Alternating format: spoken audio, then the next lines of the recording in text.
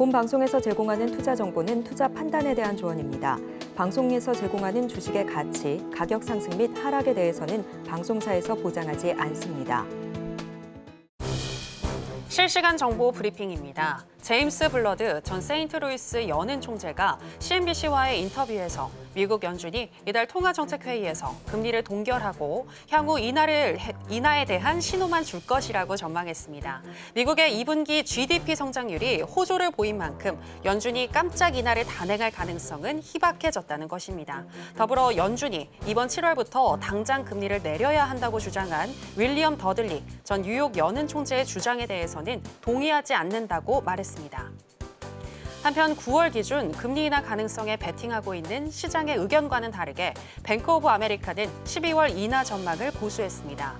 미국의 2분기 GDP가 예상치를 상회한 것을 언급하며 경제는 견조하며 가파른 둔화 위험은 낮다고 평가를 한 건데요.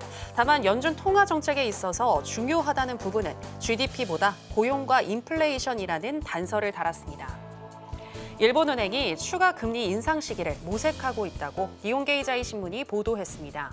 이달 말에 열리는 금융정책회의에서 일부 위원들이 0.25% 금리 인상을 지지할 가능성이 있기 때문이라는 건데요. 하지만 일본은행 내부는 물론 재무성이 6월 회의에서 소비의 힘이 부족하다고 지적한 바 있는 만큼 임금과 소비 움직임을 더 살펴보자는 신중론도 만만치 않다는 분석입니다. 전 세계 금시장의 큰손 중국 인민은행이 향후 더 금을 매수할 가능성이 있다는 전망이 나왔습니다. 니케이 아시아는 세계금위원회 데이터를 인용해 인민은행이 지난해 224.9톤의 금을 매수했다고 보도하면서 주요 중앙은행들과 비교하면 인민은행은 아직 여유가 있는 상황이기 때문에 금 보유량을 더 늘릴 수 있다고 전망했습니다.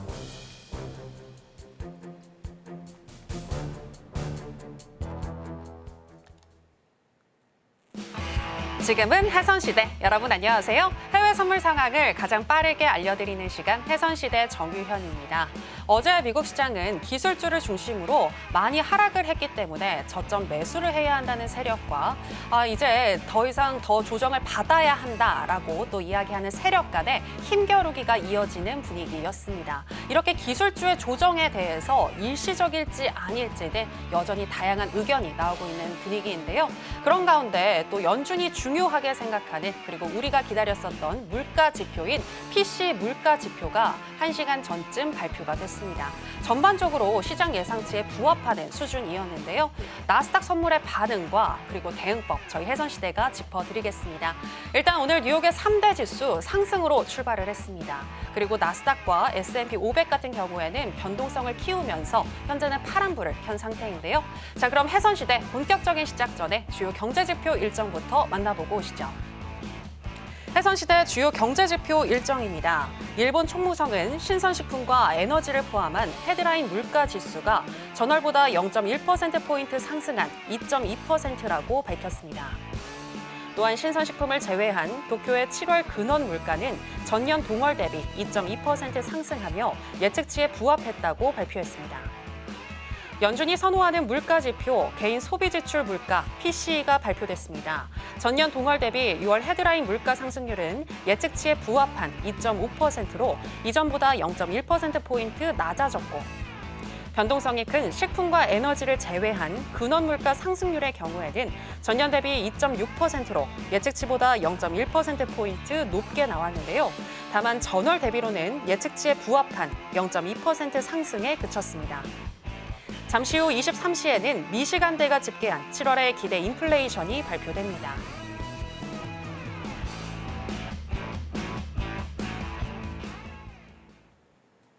네, 주요 경제지표 일정 만나보고 오셨고요. 한 주의 마지막인 금요일엔 또 어떤 마스터와 함께하는지 화면으로 먼저 보시겠습니다.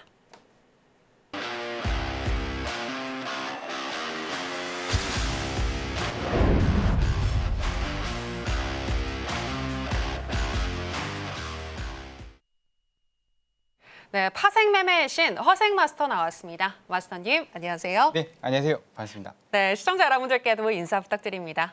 네, 시청자 여러분 안녕하세요. 반갑습니다. 허생입니다. 이제 FOMC가 며칠 앞으로 다가왔습니다. 한 5일 정도 남았는데요. 이번 주 참 큰 그 급락보다는 폭락이라고 해야 되나요? 간만에 보는 폭락 장면이었습니다. 새벽에 실시간으로 보고 있었는데 입이 쩍 벌어질 정도였는데 여러분들께서는 어떻게 매매를 잘 하셨는지 모르겠습니다. 자, 이번 주 마감하고 다음 주 FOMC까지 또 한 방에 또 기준을 또 마련해 드리도록 하겠습니다. 잠시 후에 뵙도록 하겠습니다. 네, 많이 하락한 미국 시장인데요. 여러분들은 어떻게 또 투자에 임하고 계신지 잘 모르겠는데 좀 답답하다. 향후 어떻게 흘러갈지 모르겠다 하시는 분들은 오늘 해선시대와 끝까지 함께 해주시면 되겠습니다. 그리고 허생 마스터님과 함께 하실 수 있는 방법 지금 하단에 나가고 있으니까요. 참고를 해주시기 바랍니다. 그럼 본격적으로 해선시대 시작해 보겠습니다. 먼저 나스닥 선물의 현재 시세와 더불어서 이슈 체크해 보겠습니다.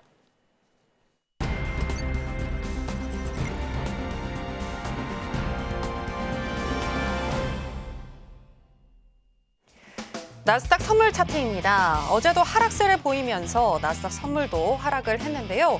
오늘은 그래도 양봉을 만들고 있습니다. PCE 지표 발표 이후에는 전반적으로 그런데 우하향을 하고 있는데요. 특히 개장 이후에 10시 49분경 19,060선까지 하락을 했습니다. 그리고 현재 시점에서는 0.54% 정도 상승한 19,095선 지나가고 있습니다. 자, 그러면 나스닥과 관련한 이슈 체크해 보겠습니다. Why the market's smallest stocks will surge 15% in August. 비즈니스 인사이더에서 나온 기사가 되겠는데요. 미국 투자회사 펀드스트렛의 톰 리는 CNBC와의 인터뷰에서 소형주 중심의 러셀 2000 지수가 8월까지 15% 이상 상승할 가능성이 높다고 말을 했습니다. 그 상승 요인으로는 몇 가지가 있는데요. 첫째, 금리 인하가 9월에 시작될 것으로 보이는데 금리가 인하되면 차입 비용이 줄어들기 때문에 중소형주의 성과는 개선될 것이라는 분석을 했고요. 두 번째는 상대적으로 러셀 2000 지수가 그간 저조했다고 합니다. 그리고 세 번째는 11월 대선을 앞두고 트럼프 대통령이 당선될 가능성이 높아질수록 투자자들은 소형주의 매력을 느낄 가능성이 높다고 봤는데요.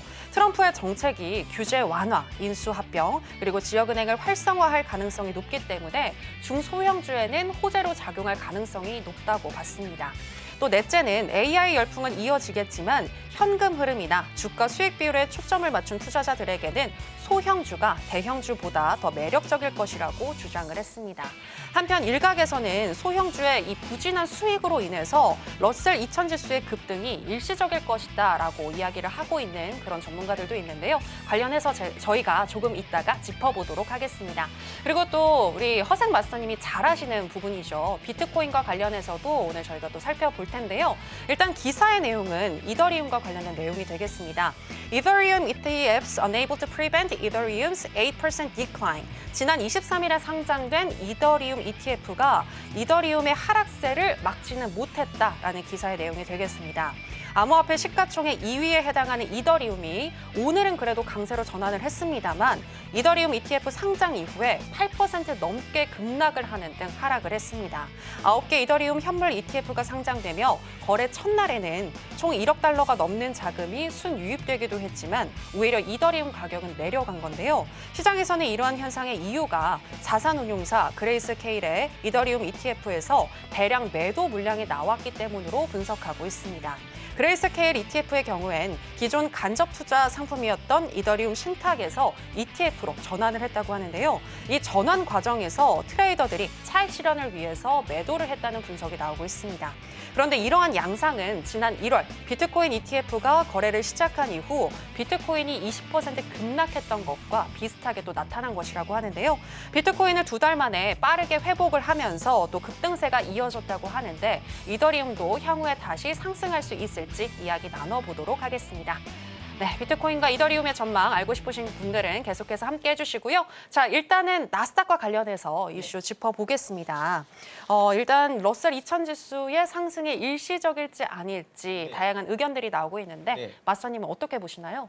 저도 뭐 그쪽 보고서들을 다 읽고 있는 실정이라 네, 지금 톰리라고 지금 화면에 보이시는 분 저분 요즘 작두 타가지고 작두요? 작두에 네, 잘 맞추시나 봐요. 네, 월가에서 말하는 거 좀 작두 탔다고 그래서 네. 저분이 말하는 게 지금 몇 번째가 5번째가 6번째가 지금 맞고 있어요. 순환매도 저분이 맞췄거든요. 이 얘기가 나오기 전에 그 얘기를 듣고 저는 와서 해드렸고 해드렸고 러셀 리처럼 관심 가지시라고 봄 늦게부터 여기 해선시대 와서 해드렸었고 우리 앵커님 계시기 전이었지만 해드렸고 저분이 말씀드린 대로 이제 돈은 그쪽으로 갈 수밖에 없을 것 같아요. 왜냐하면 이게 뭐 우리나라도 그렇잖아요. 코스피, 코스닥 왔다 갔다 거리고 그다음에 또 종목도 왔다 갔다 거리는 건 어쩔 수 없는 것 같습니다. 장기 투자자도 있는 반면에 그렇지 않은 분들도 있으니까 그래서 지금 나스닥이 무너지는 거 아니냐 그렇게 보시는 분들도 있는데 제가 계속 말씀드리지만 엔비디아 실적 발표 전까지는 하늘이 두 종이라도 날아가는 일 없을 거라고 했는데 지금 이 정도면 나락 아니냐라고 하시는 분들 계시더라고요. 그럴 수 있죠. 보시기에는. 근데 지금 뭐 60층까지 올라갔다가 뭐 10층, 15층 떨어졌다가 그게 나락간 건 아니지 않습니까? 지금 너무 많이 올라가지고 조정이 오면 한번 세게 올 거라고 계속 말씀드렸거든요. 어쩔 수 없는 거죠, 그 부분은. 그리고 지금 실적 발표들이 있긴 있는데 지난주에 여기 나와서 제가 매수 사인을 들었는데 지난주에 큰 사건 하나 벌어졌죠. 데이터 센터의 그 있잖아요. 그 보안 업데이트가 마이크로소프트 또 이제 회사 이름이 뭐였죠? 클라우드 뭐 어쩌고저쩌고 이제 맞아요. 있는데 그 회사가 좀 그거 하는 바람에 지금 미국 여객기뿐만 아니라 오만간 그 예약 시스템이 다 먹통이 돼가지고 더불어서 같이 그냥 묻혔습니다. 한마디로 악재가 올 때는 한꺼번에 오더라고요. 이게 뭐 시장에서 조작을 한 건 아니잖아요. 이 내용들이. 그러다 보니까 악재가 지금 겹쳐서 오면 언젠가는 악재가 와도 그러려니 할 때가 옵니다. 그러면 이제 그때는 또 이제 또 급등이 나오는 거고 지금은 비관론자들이 또 나오죠. 이렇게 되니까 스멀스멀 나옵니다. 나락간다부터 시작해서 이제 끝났다. 이제 뭐 대참사가 온다. 이제 뭐 그렇게 말을 하는데 또 이제 올라가잖아요. 그 사람들이 쓱 빠지고 없어요. 또 나중에 한 타임 지나고 나면 없습니다. 그래서 여러분들께서 좀 중심을 잡으셔야 되는 건 내가 단타를 치냐 아니면 중장기로 끌고 가느냐 아니면 우리처럼 그 해외 선물 매수 매도가 다 존재하는 이런 시장이 있느냐 거기에 따라서 아니면 뭐 나는 다 떠나서 뭐 작은 금액으로 큰 금액을 만들기 위해서 코인 쪽으로 가고 있다. 뭐 자기가 어느 쪽에 포지션이 있는지를 정확하게 아셔야 됩니다. 내려간다고 팔고 올라간다고 잡고 그러면 여러분들 계좌는 박살나는 거고 그런 내용들은 무료 공개 방송에서 계속 해드리고 있습니다. 해드리고 있고 방향도 마찬가지로 해드리고 있고 지금 러셀 2000은 우리가 뭐 거래를 안 하잖아요. 거래를 안 하고 물론 주식하시는 분들은 거래를 할 수 있습니다. 그중에 40% 이상이 그 플러스도 못 내고 있는 한마디로 이자도 못 내고 있는 기업들이 좀비 기업들이 40% 정도 있습니다. 그런데 좀비 아니냐? 우리가 여기 한국 땅에서 미국을 뭐 볼 수는 없는 거니까. 그렇다 그러면 그 중에서도 AI와 관련된 것들을 투자하라고 지금 저분께서 말씀하셨습니다. 톰님께서. 그 중에서도 AI 쪽, 지금 신사업 분야잖아요. 그쪽을 좀 골라서 좀 건실한 기업들을 골라서 투자하시면 수익이 날 거라고 말씀을 하셨고. 우리 나스닥 입장에서 봤을 때도 우리가 지금 언제쯤 이게 뭐 하락이 끝날지 아니면 반등을 칠지 그런 부분도 중요합니다. 그래서 일단 오늘 발표가 난 PC부터 좀 보고 오도록 하죠. 네네. PC 보도록 하겠습니다. 지금 화면을 보시면 노트북 화면을 보시면 PC를 보시면 여기에 나와 있죠. 여기에 근원 이게 PC입니다. PC죠. PC인데 중요한 건 근원이죠. 근원. 식품과 에너지를 뺀 거. 식품과 에너지를 왜 뺐을까요? 가뭄, 전쟁, 우크라이나하고 러시아하고 밀 수출이 지금 적절하게 보급되지 않았었죠. 작년, 재작년에. 그런 것 때문에 빼는 거고요. 그래서 여기 보면 중요한 건 이거죠. 근원. 근원이 중요합니다. 어제는 뭐지? 어제는 분기였습니다. 2, 4분기, 2분기, 4, 5, 6월. 1, 2, 3이 1분기, 4, 5, 6이 2분기. 2분기에 대한 거 지금 나오고 있는 건데 이거를 클릭을 해보시면 얘기가 나옵니다. 뭐가 나오냐면 이렇게 보면 근원은 이게 근원이거든요. 위에 보면 근원, 개인 소비 지출 물가 전년 대비 YOY죠. YOY를 보시면 얼추 이게 잡힌 거거든요. 얼추 잡힌 겁니다. 지금 PC 같은 경우에는 우리 기준금리보다 훨씬 밑에 있죠. 연준이 원하는 2%대 들어가고 있고 CPI, 근원 CPI가 이제 관건이긴 한데 그것도 내려오고 있습니다. 그래서 이쯤에서 이제 더 내려가기는 쉽지가 않죠. 쉽지가 않습니다. 근데 여기서 문제가 되는 게 뭐냐면 이제 하나 보셔야 되는 건 이겁니다. 이거 물가 지수하고 그다음에 또 개인 소득, 개인 지출 이겁니다. 미국은 서비스업이 70% 정도를 차지하는 소비형 국가입니다. 그래서 중국도 어떻게 미국한테 비벼보려고 하는 이유가 14억 인구가 소비하는 것도 소비하는 거지만 3억 5천 인구가 소비하는 게 또 만만치 않거든요. 그래서 이 개인 지출, 개인 소득, 소득은 줄었고 소득이 확 줄었습니다. 이건 뭐 분석을 해봐야 되지만 우리가 이 데이터로만은 알 수 있는 건 전체적인 것밖에 모르는 거고 이거를 뚫고 들어가 봐야 됩니다. 데이터대로 왜 이렇게 낮아졌는지. 그다음 개인 지출 줄었죠. 지난달에 비해서. 그리고 마찬가지로 그 반대로 이제 개인 소비 지출 물가지수 이거는 0.1%면 같잖아요. 네, 지난번과 같습니다. 별 문제는 없는 거고 문제는 소득이 줄었다. 근데 이게 마이너스 그러니까 나쁜 걸까? 그리고 아니면 뭐 호재일까? 그 부분을 갖고 좀 논란이 있을 수 있겠지만 연준이 원하는 건 소득 주는 거고 그다음에 뭐 아니 고정되거나 주는 거고 그다음에 지출은 마찬가지로 주는 겁니다. 그러면서 경기가 좀 약간은 좀 뭐랄까 뜨거운 데서 좀 미지근한 데로 내려오는 우리가 소위 말하는 골디락스를 원하고 있는 거고 지금 모든 데이터들은 그렇게 가고 있지 않나 그렇게 보고 있습니다. 그러면 나스닥을 좀 차트를 보면 이렇게 보이거든요. 이렇게 보이는데 지난주에 우리가 한번 반등은 칠 거라고 말씀드렸는데 그 데이터 서비스 관련해가지고 난리가 나서 그냥 급락을 해버렸습니다. 그래서 쭉쭉쭉 내려오고 있는데 이게 과거를 보시면 과거를 보시면 이렇게 좀 줄여서 보죠. 줄여서 보면 이 자리죠. 이게 파란색이 122평선입니다. 122평선이고 보면 여기 옷걸이 형식으로 살짝 걸어서 올라간 겁니다. 마찬가지로 이번에도 그 정도로 살짝 걸어서 올라갈 수 있을 만한 여진이 있고 여진이 있습니다.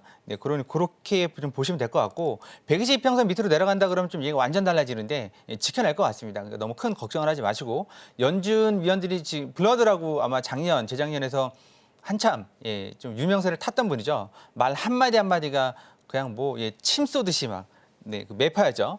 근데 그분이 다시 대학 강단으로 가면서 되게 온순해졌어요. 이유는 모르겠지만, 그래서 그분도 이제 투표권 당연히 없는 거고 위원이 아니니까. 그래서 저분들이 하시는 말씀은 정작 투표권 있는 사람들은 지금 블랙아웃이죠. 아무 말을 못합니다. 지금 이런저런 주장은 다 할 수 있거든요. 근데 그 주장을 너무 심도 있게 받아들이지 마세요. 우리는 어차피 해외 선물하시는 분이라면 오늘 장세 그리고 지금 이 시간 장세가 중요한 거 아니겠습니까?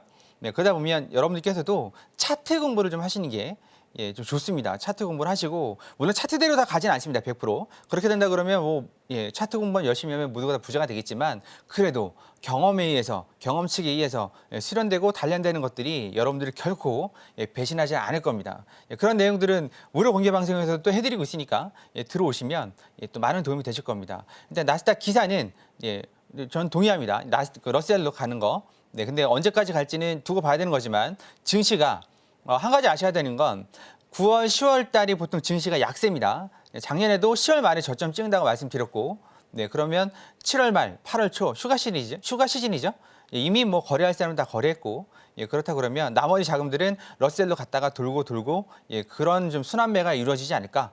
그게 다 데이터로 보여주고 있는 거고 여러분들께서 아침마다 뉴스를 받아보고 계신 겁니다. 순환매 당분간 좀 이어질 거라고 보고 있습니다. 그럼 마스터님 하나만 더 질문 드리고 싶은데요. 역사적으로 러셀 2000 지수가 올라갈 때 우리 시장의 코스피도 올라가는 경향이 있었다고 하던데 그럼 우리 코스피도 좀 올라갈까요? 그게 애매합니다. 뭐가 애매하냐면 그 코스피가 요즘 편중된 업종이라고 해야 되나요?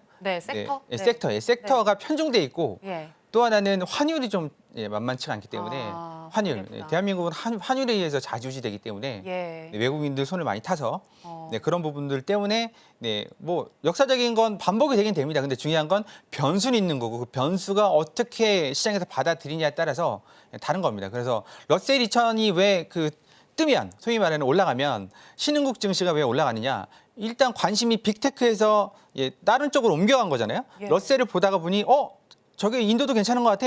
한국도 괜찮은 것 같아. 시야가 이제 분산된다는 거죠. 그러면서 올라가는 거고 올라갔을 때 과거에 이제 소위 말했던 아니면 미국 주식의 그 부분 또는 미국에서 이제 좀 곽강을 받았으나 주목을 받았으나 기타 신흥국이나 신흥국에서 곽강을 받지 못했던 주목을 받지 못했던 쪽으로 돈이 흘러간다는 거죠. 근데 우리나라는 수출 주도형 국가이기 때문에 거기다 또 외국인들이 포지션들이 만만치 않기 때문에 환율 영향을 좀 고려를 하셔야 됩니다. 그래서 만약에 나는 외국에 좀 투자를 하고 싶어 하신다면 지금 계속 몇 번 말씀드렸던 게 환율이 좀 괜찮을 때 그걸 증권사에 이제 현금을 넣으시고 그걸 외화로 바꿔 놓으시면 환율도 해지할 수가 있는 거죠. 그렇게 할 수도 있습니다.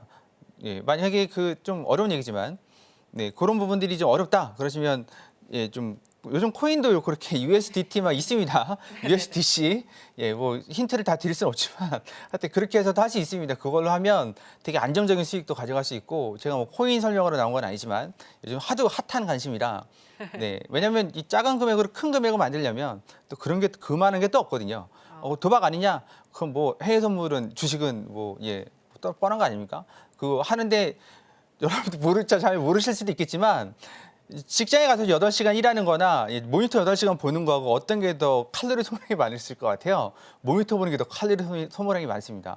그리고 예, 땀이 막 예술이죠. 네, 이게 그냥 거저 얻는 수익이 아닙니다. 네, 5만 간 그 아픔과 시련을 겪어야지만 앞에 5만 간, 진짜 5만 가지의 아픔과 시련을 겪어야지만 예, 하나씩 마스터할 수 있는 거라서 시간과 노력을 절대적으로 투입을 해야 되는 겁니다.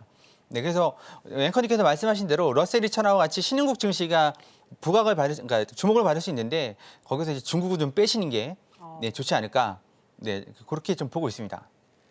네, 이렇게 아픔과 시련을 미리 겪으신 허생 마스터님께서 또 여러분들이 시장을 볼 때 어떤 부분을 중요하게 봐야 하는지 중심을 잘 잡아주신다고 하니까요. 하단에 나가고 있는 내용 참고하셔서 다음 주 월요일에 있을 무료 공개 방송도 들어오시고 또 코인 관련해서도 워낙 해박한 지식을 가지고 계시니까요. 미국의 시장 그리고 우리 시장 그리고 코인까지 궁금하신 부분들은 허생 마스터님께 질문을 해주시면 되겠습니다.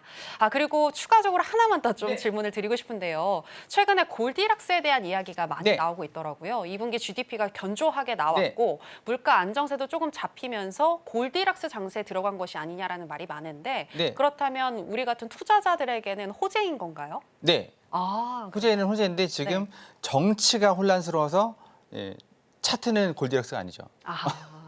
그렇군요. 예, 투자 환경은 골디락스. 골디락스가 이제 뜨뜻미지근한 상태거든요. 뜨겁지도 차갑지도 않은. 예, 그렇다 그러면 예, 뭐 지지 저항도 잘 맞고 잘 맞습니다. 급등 급락도 그렇게 없고 예, 꾸준하게 우상향하고 또 이제 올라가다 내려가다 지지도 받고 예, 그런 상황이긴 한데 지금 아시다시피 예, 바이든 대통령이 예, 그 사퇴를 했죠. 후보 사퇴라고. 예, 그다음에 이제 흑인 예, 부통령 예, 자꾸 이름을 까먹는데 해리스죠. 예, 해리스 부통령이 올라왔는데 중요한 건 지금 판이 완전히 예상 밖의 판이 지금 벌어지고 있어가지고 네, 지금 박빙입니다. 박빙이고 누가 더 이제 좀 안정적인 제스처를 취하느냐. 예, 트럼프 전 대통령이 지금 예, 안절부절 못하는 게 보이더라고요. 이것저것 뉴스를 보면 그러니까 제가 만약에 선거 자문이었으면. 바이든 대통령이 내비뒀을 것 같아요. 예, 정치 얘기를 좀 하긴 좀 그렇지만 후보로 확정될 때까지. 그러고 나서 공격을 했을 것 같은데 너무 일찍 속된 말로 예, 박살을 내버려가지고 예, 진짜 적수가 나타나는 거 아닌가. 네, 이제 트럼프 효과를 보려다가 또 이제 좀 얘기가 달라지죠. 트럼프 트레이딩이나 어쩌고저쩌고 해가지고 한 일주 동안 시끄러웠다가 지금은 또 얘기가 쏙 들어갔습니다. 네, 지금 쏙 들어가서 누구한테 줄을 서야 되나 지금 보고 있는 상황인 것 같기도 하고요. 네, 그래서 우리 정치판이 좀 시끄러워서 그러면 선거 때까지 괜찮을 거 아니냐. 그건 그런데 역사적으로 9월, 10월 증시가 안 좋더라고요. 네, 그러니까 이거 조심은 하셔야 됩니다. 이제 주식 갖고 계신 분들은 지금 7월 말인데 그 얘기를 하느냐. 예, 8월 중순쯤 되면 이게 막 팔 수 없는 상황도 벌어지더라고요. 예, 이게 애매한 거죠. 이게 팔자니 내가 저기 위를 받고 안 팔자니 내려올 것 같고. 어쩌고저쩌고 하다 보면 쭉 이제 마이너스 1, 2%씩 3, 4%씩 내려오다 보면 더 이상 팔 수 없는 상황, 운명을 받아들여야 하는 상황이 올 수도 있습니다. 네, 그래서 그럴 경우는 해외 선물에 넘어오세요. 넘어오시면 우리는 뭐 그런 걱정 안 하니까 데이 트레이딩해서 충분하게 수익도 가져가고 있으니까 그런 내용들은 하단에 있는 무료 공개 방송 QR 찍고 오시면 충분하게 또 설명을 드리겠습니다. 네, 알겠습니다. 현재 투자 환경은 좋으나 정치적인 불확실성이 있는 만큼 이 부분에 항상 대비를 하면서 투자해야 할 것 같다라고 말씀을 해주셨습니다. 자, 그렇다면 오늘은 또 어떤 우리가 자세를 취해야 할지 바로 전략으로 알아보도록 하겠습니다. 네, 마스터님 팻말 준비해 주시고요. 하나, 둘, 셋, 빠밤. 매수 사인 주셨습니다. 네, 현재 지금 좀 음봉과 양봉이 번갈아서 나오면서 확실하게 추세를 잡지는 못한 것 같은데 이 정도 맞았으면 좀 반등이 나오겠죠? 그래서 차트 보겠습니다. 차트 보고 설명드릴게요. 자, 차트 보죠. 지금 이렇게 일봉이 배치되어 있습니다. 일봉이 배치되어 있는데 우리가 이제 가족분들하고 공부방에서 말씀을 나눌 때는 이게 60일 이평선이거든요. 녹색 여기 나와 있죠. 네, 그 옆에 있는 파란색이 120이평선 계속 가격이 움직이고 있습니다. 네, 지금 120이평선 907이죠. 18,907, 18,900선 정도가 122평선이라는 얘기고 중요한 건 이제 여기 밑바닥입니다. 여기 일목균형표상 밑바닥. 이 밑바닥은 현재 가격이 대충 18,850, 860 정도 되네요. 그러니까 122평선이 900. 그리고 얘가 850, 860. 일단 이 선은 한번 지켜줄 걸로 보고 있습니다. 일단은 120평선은 지켰죠. 어저께 공부방에서 말씀드릴 때는 이거 지킬 거라고 말씀드렸고, 이게 한마디로 이게 이 상태에서 이렇게 지키게 되면 이게 올라오면서 맞춰지는 경우도 있습니다. 그건 뭐 저도 어쩔 수 없는 거지만 내리박더라도 일단 122평선하고 이 자리, 우리가 이 자리를 급소 맥점이라고 하는데요. 이 자리는 한 번은 지켜줄 겁니다. 한 방에 훅, 그러니까 뭐 지난주 금요일처럼 아주 뜻밖의 뭐 이상한 상황이 벌어지지 않는 한은 이 사이를 지켜줄 거로 봅니다. 그러고 있고, 그리고 올라간다 그러면 이 자리를 한 번에 넘기 쉽지 않겠죠. 어저께도 공부방에서 말씀드린 게 이게 62평선 한 번에 못 넘을 거라고 말씀드렸습니다. 내려올 때는 원사이드하게 내려왔지만 일봉이라서 한 방에 내려온 것 같지만 한 방에 안 내려왔습니다. 여기서 지지부진하면서 내려왔고, 올라갈 때도 이 자리를 한 방에 뚫으면 이거 완전 추세 전환인데 그럴 것 같지는 않고, 지금 전체적인 큰 추세는 상승입니다. 상승. 앞자리가 양운이죠. 그리고 내 자리도 아직 양운입니다. 그래서 이게 빠지더라도 한 번은 다시 양운 위로 튀어 올라와서 62평선까지는 갈 수 있습니다. 아니면 일목균형표상 윗자리까지 현재 기준으로 따진다 그러면 오늘자 기준으로 따지면 윗자리가 대충 한 600 정도 되네요. 600. 61평선이 460. 이 정도 됩니다. 460, 600 정도까지 올라갈 수 있는 여진이 있고, 그런데 지금부터 그럼 매수 잡고 버티라는 얘기냐? 그건 아니죠. 차트를 보겠습니다. 이게 900틱 차트입니다. 960, 엄밀히 말하면 960틱 차트고, 이게 선이 촘촘한 것처럼 보이는데 촘촘하지 않습니다. 이게 60포인트. 60포인트, 이게 얼마죠? 이것도 한 55포인트.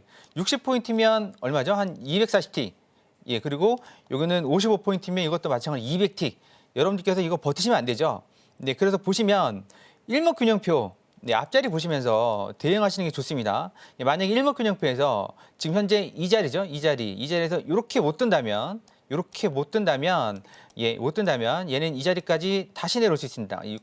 19,060 또는 19,000 또는 이 자리죠. 18,945 여기까지 내려올 수 있습니다. 이거 감안하셔야 되고, 이게 일목균형표라는 게 주가의 가능들도 보여주는 거거든요.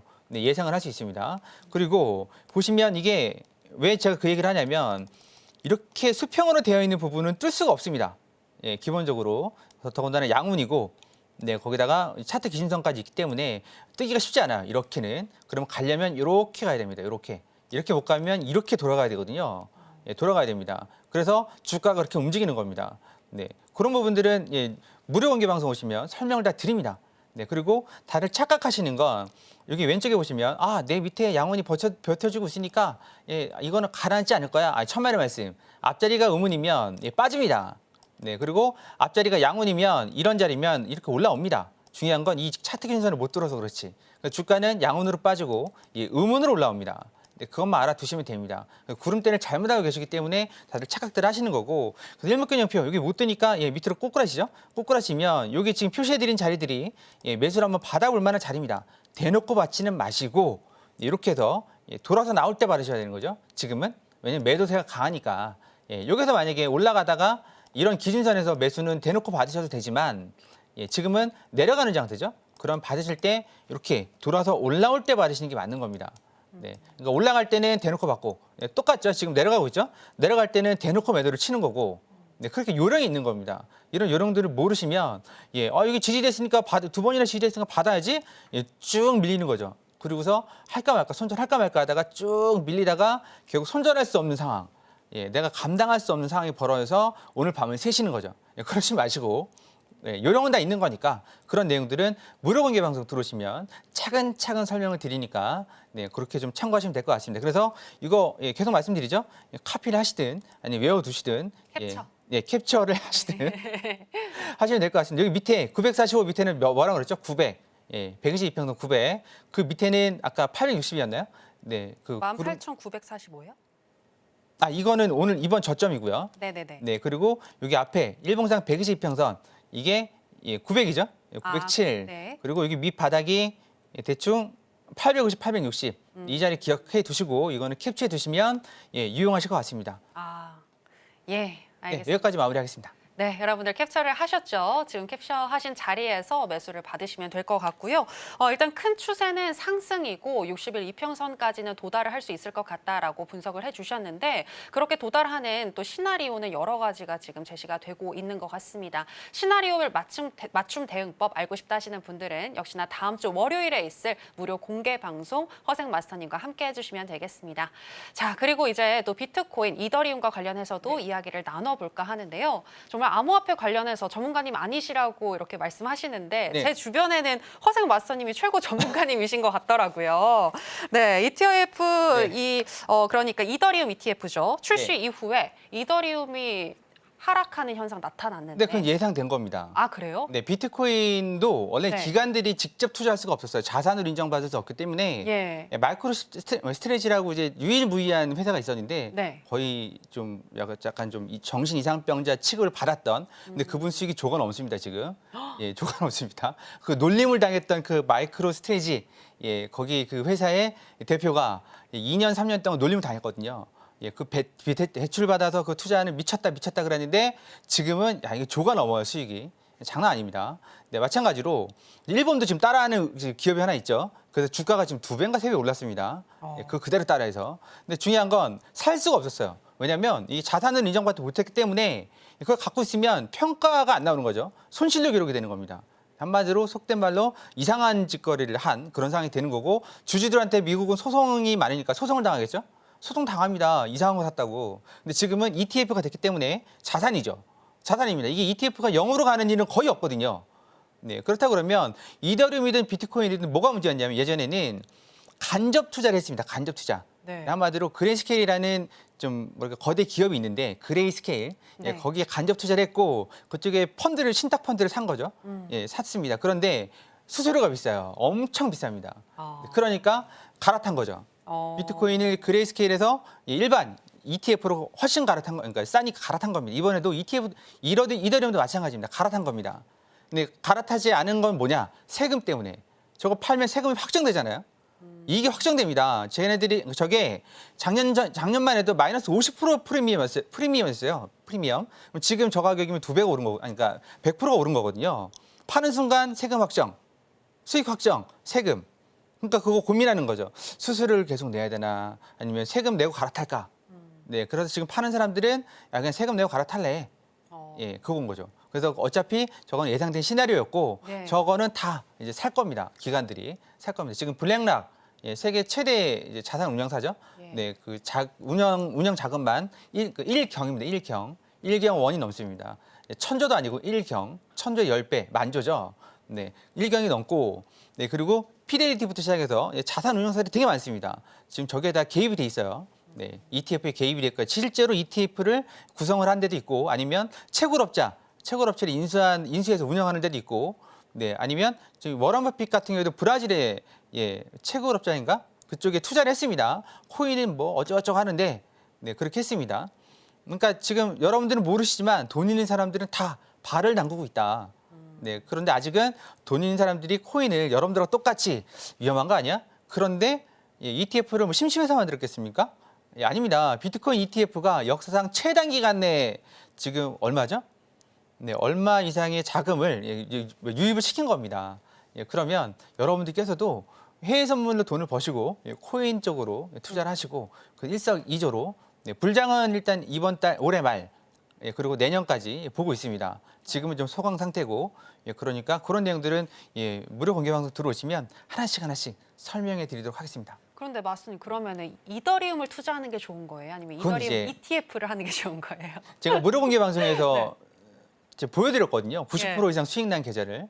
네, 이제 2배 선물 레버리지를 들어가서 종목은 공개하지 않았습니다. 그건 하면 안 되니까. 네, 그래서 90%, 80% 이상 수익 난 것들이 쭈르륵 있는 걸 보여드렸는데 네. 코인이요. 네, 그리고서 해외 선물 돈 벌면 난 이쪽으로 넘긴다라고 말씀드렸고, 네, 왜냐하면 이게 돈 벌 수 있는 공간에 들어가야 되는 거 아니겠습니까? 비트코인이냐 이더리움이냐? 비트코인은 자산으로서 인식이 되는 거고, 이더리움은 모든 기술의 기반으로 인식이 되는 겁니다. 한마디로 원유, 석유 같은 존재인 거죠. 네, 그럼 여러분들께서 생각을 하셔야 됩니다. 없어지지 않을 코인, 비트코인. 네, 얘보다 퍼포먼스가 좋은 코인, 이더리움. 네, 이더리움은 비트코인과 비트코인 외 코인을 알트코인이라고 그러는데 알트코인의 대장이 이더리움. 그다음에 이제 여러 가지가 있는데 그다음 차세대 대장은 솔라나라고 있습니다. 솔라나. 예, 이더리움보다 훨씬 빠른 속도를 자랑하는 건데 이게 이제 ETF로 갈 그런 확률도 있습니다. 하시라는 게 아니라 언제 될지는 모르겠지만 네, 그래서 좀 코인 공부를 하시면 돈 넣을 때 많습니다. 그래서 위험하지 않아요. 없어지지만 않으면 없어지지 않을 코인만 잘 잡으면 예, 돈은 벌 수 있습니다. 여러분들 주무시는 상황에서도 24시간 예, 시장이 돌아가기 때문에 네, 이더리움 같은 경우에는 좀 조정을 거치다가 다시 한번 상승할 걸 보고 있고 우리나라 돈으로 지금 500만 원 좀 안 될 겁니다. 예, 우리나라 돈으로 한 1,000만 원, 최소 1,000만 원 이상, 예, 많으면 2,000만 원 정도 선까지 갈 거라고 보고 있습니다. 그러니까 아마 지금 최소 2배에서 한 4배에서 5배 정도까지 예, 갈 거로 보고 있습니다. 네, 거기에 만족을 하실지 아니면 비트코인은 지금 한 2배에서 2배 반 정도 보고 있죠. 네, 2억에서 2억 5천 정도? 예, 그 정도 보고 있습니다. 예, 그 정도를 그냥 안전하게 가져가실지 그건 여러분들께 선택에 달려 있는 거고 네, 그런 내용들을 예, 뭐 유튜브 찾아봐도 말이 많습니다. 저도 지금 실제 투자를 하고 있고 해외 선물을 벌어서 여기 방송국에 계신 분들한테도 똑같이 얘기해요. 해외 선물에서 돈 벌어서 코인으로 넘어간다. 네, 그래서 당분간 한 1년 넘게, 1년 정도? 그 정도는 양쪽으로 운영을 할 예정이라서 무료 공개 방송 들어오셔서 물어보시면 또 친절하게 설명해 드리도록 하겠습니다. 네. 이더리움과 이더리움 ETF 중에서 어떤 게 더 좋아 보이는지 그리고 이더리움과 비트코인 중에서는 어떤 게 더 좋아 보이는지 정말 다양하게 궁금하신 부분들 많으실 것 같은데요. 해외 선물과 더불어서 이렇게 암호화폐 관련해서도 정말 해박한 지식으로 여러분들께 많은 도움을 드릴 수가 있으니까요. 허생 마스터님과 함께 하실 수 있는 방법 하단에 참고를 하셔서 또 무료 공개 방송도 참여를 해주시면 좋겠습니다. 그리고 허생 마스터님과 함께 했을 때 어느 정도의 수익을 가져갈 수 있을지도 궁금하실 것 같은데요. 저희가 매매일지로 준비했습니다. 만나보실까요?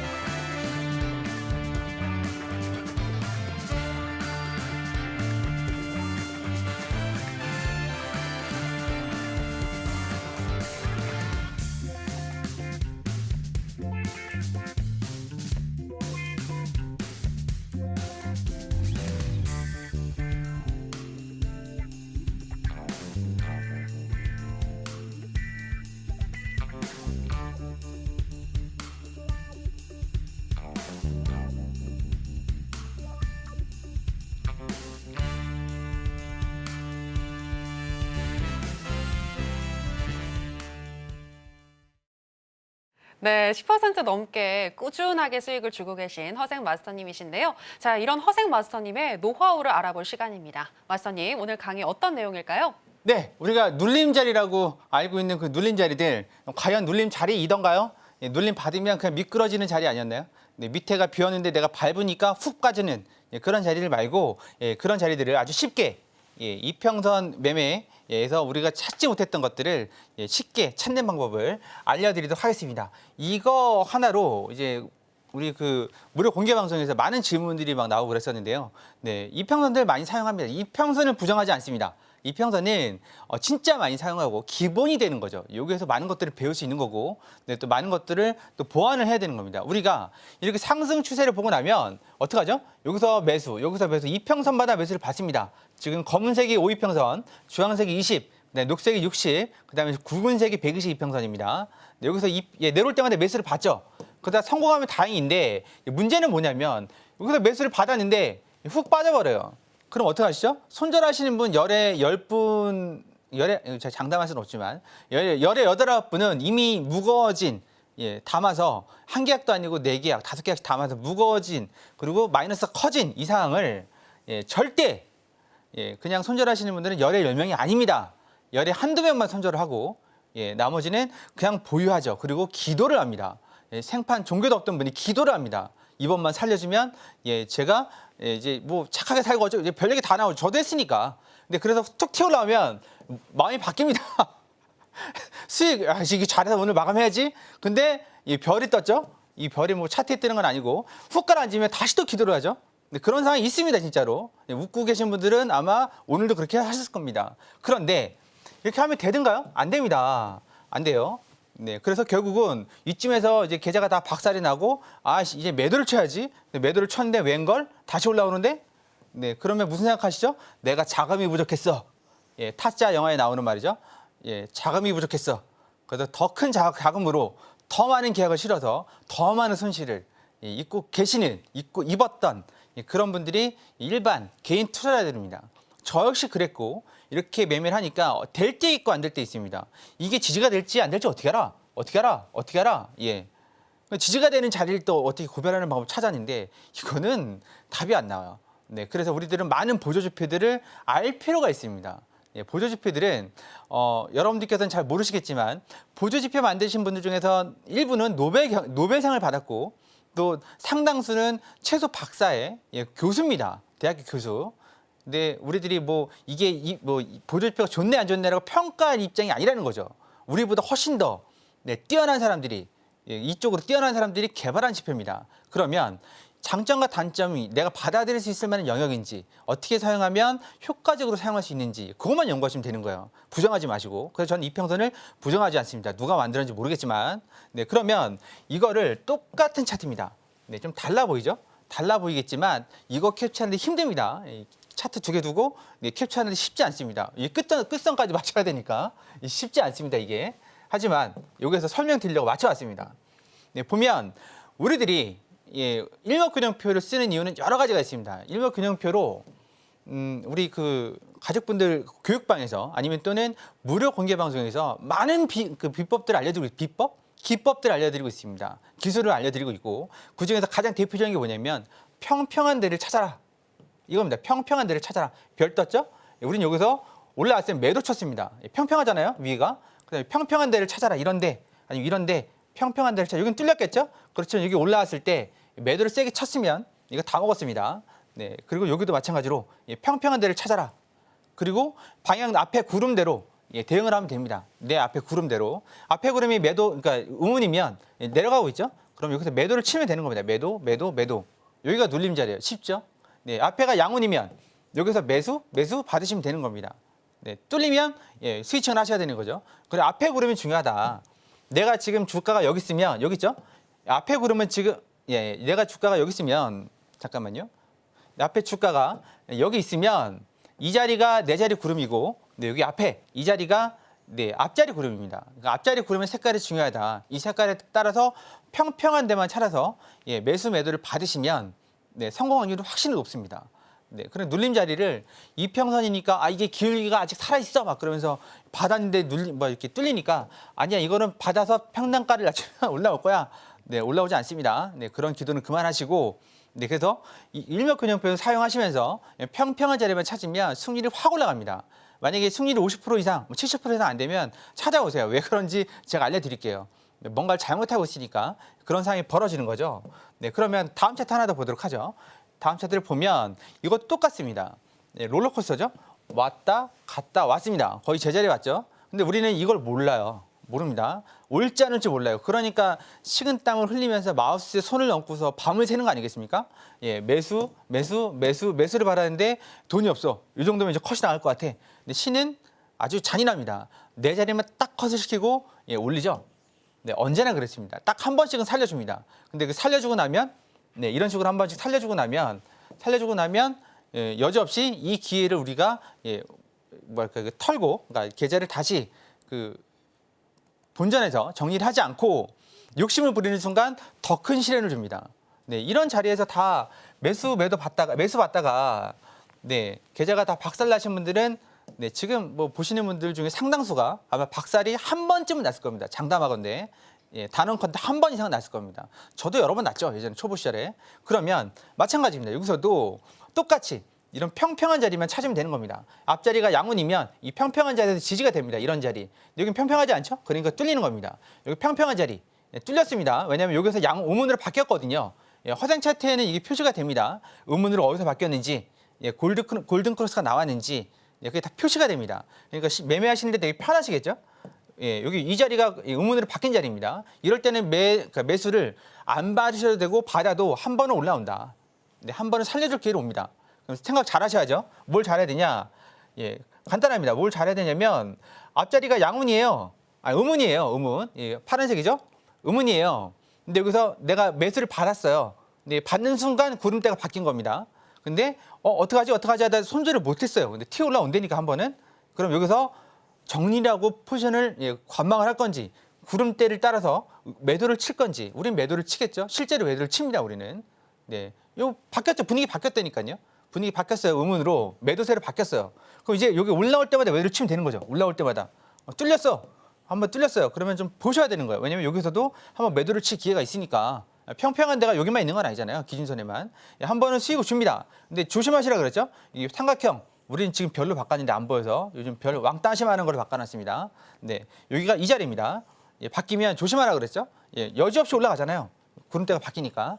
예, 그러니까 여러분들께서 선제적인 대응을 할 수 있고, 예, 그리고 이런 내용들은 일목균형표도 중요하지만 허생방 그 차트가 있거든요. 지금 여기서 지금 시간상 보여드릴 수가 없는데 이 외에도 밑에 더 지표들이 있습니다. 여러분들께서 매매를 하시는데 승률을 높일 수 있는 것들은 모든 걸 다 장치를 해놨습니다. 그래서 무료 공개 방송 오셔서 보시면 됩니다. 그러면 이 내용이 그 나스닥에만 해당이 되는 거냐? 그렇지 않습니다. 지금 보시는 건 코인이에요.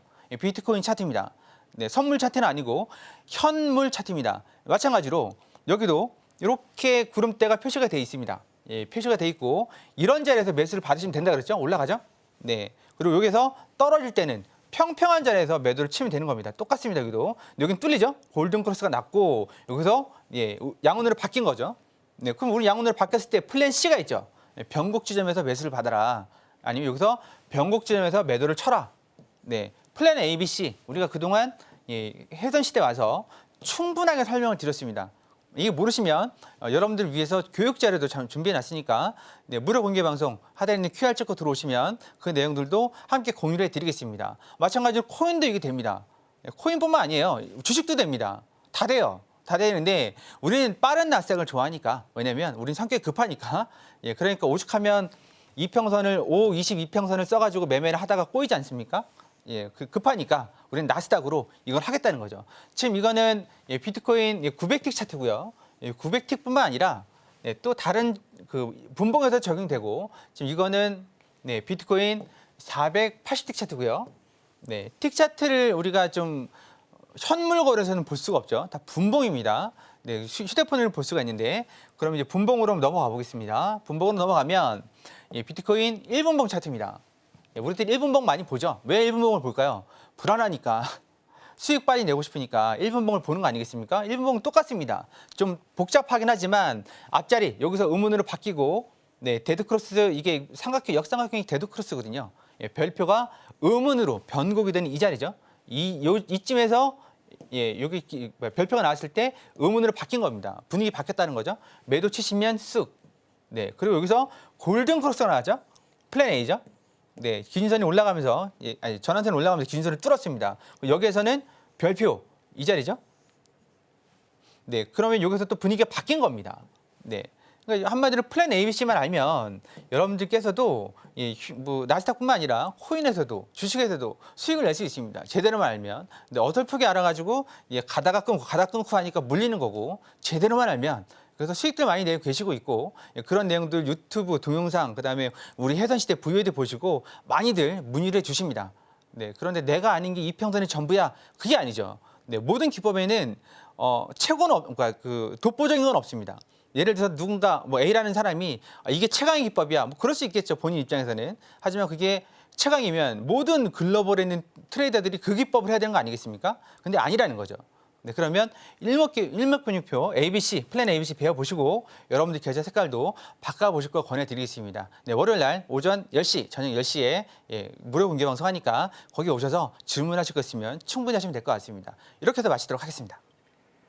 네, 보조지표 활용법 들어봤습니다. 시간 관계상 더 구체적으로 듣지 못해서 너무나도 아쉬운데요. 플랜 ABC 더 구체적으로 알고 싶으신 분들 그리고 마스터님의 필살기가 담겨있는 허생, 이 기법까지 알고 싶으신 분들은요. 무료 공개 방송 들어오시면 되겠습니다. 그리고 앞서서 말씀을 해주셨지만 이러한 기법들은 해외 선물뿐만이 아니라 주식과 또 코인까지도 적용이 가능하다고 하니까요. 함께 공부하셔서 스스로 또 수익을 낚는 강태공이 되어보시기 바랍니다. 자, 그럼 아쉽지만 마스터님과는 여기서 인사 나누도록 할게요. 마스터님 오늘 고맙습니다. 네, 감사합니다. 네, 저희가 오늘 무슨 이야기를 나눴는지 오늘의 핵심으로 정리해 보겠습니다. 해선시대 오늘의 핵심입니다. 먼저 미 증시 같은 경우에는 엔비디아를 필두로 기술주들이 가파르게 상승을 했기 때문에 당분간은 중소형주 쪽으로 자금이 이동하는 순환매 장세가 이어질 것이라고 분석해 주셨습니다. 그리고 나스닥은 일목균형표상 120일 이평선을 지키면서 쭉 상승을 하고 60일 이평선까지 닿을 수 있다고 보셨습니다. 또 이더리움도 살펴주셨는데요. ETF 상장으로 자산으로 인정받았으니 비트코인이 그랬던 것처럼 차익 실현 매물이 소화되고 나면 투자기관의 매수세가 유입될 것이라고 보셨습니다. 네, 오늘의 핵심 살펴보고 오셨고요. 저희가 방송에서 전해드리는 내용은 투자 판단에 대한 조언일 뿐 해당 상품의 가치나 수익률을 보장하지는 않습니다. 그리고 서울경제TV와 해선시대는 자본시장 통합법을 준수하고 있습니다. 1:1 투자 상담, 유사 수신 행위 등 모든 불법 사항을 엄중히 금지하고 있으니 이 부분 유의해 주시기 바랍니다. 저희가 준비한 내용은 여기까지입니다. 함께해 주신 여러분 고맙습니다.